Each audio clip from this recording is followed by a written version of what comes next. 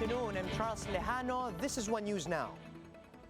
The local government of San Juan continues to ramp up its isolation and contact tracing efforts, this time by giving cash incentives to COVID-19 patients. To give us the latest on the ground, we have JC Cosico. He's reporting live from Juan City.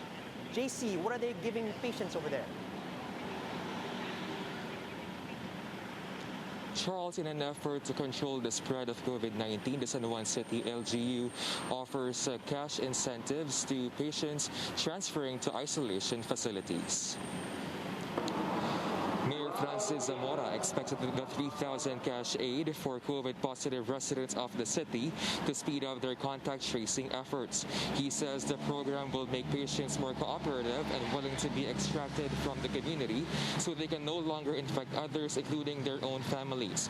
It is also meant to help virus-stricken patients who had to stop working because of their condition.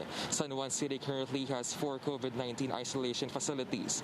The LGU also converted some classrooms at the San Juan Elementary School to serve as temporary living quarters for medical frontliners working at the San Juan Medical Center. The 100-bed quarters is complete with toilets, showers, a kitchen, and internet connection.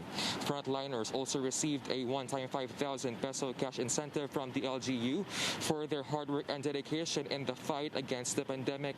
Public non-medical frontliners, meanwhile, like police officers and village watchers, will receive 3,000 pesos.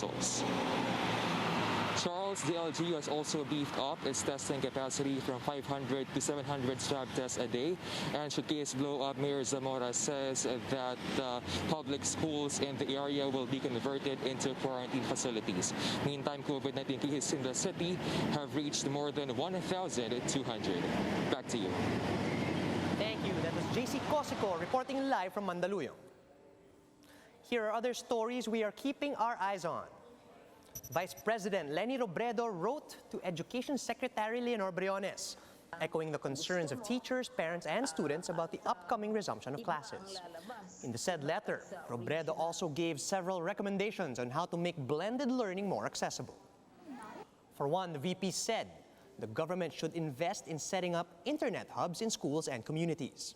Robredo also urged the DepEd to expedite the distribution of printed modules, given that classes are opening in less than 2 weeks, and yet some teachers and students have yet to receive their learning materials. Baler has recorded its first ever COVID-19 infection. The local government announced that an LSI who returned to Aurora from Pasay City earlier this month tested positive while in self-quarantine. The patient is now receiving medical attention at the hospital outside the province. The Baler LGU has imposed curfew hours from 8 p.m. to 5 a.m. and authorities are also conducting contact tracing and mass disinfection to prevent the coronavirus from spreading.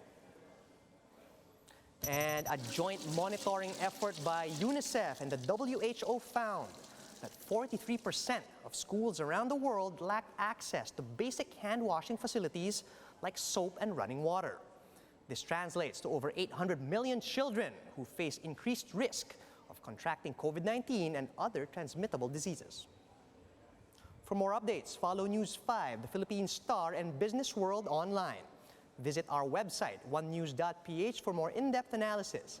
And you can also catch One News on the Signal Play app. Register for a free account now at www.signalplay.com and stream One News live anytime and anywhere. I'm Charles Lejano. We are One News.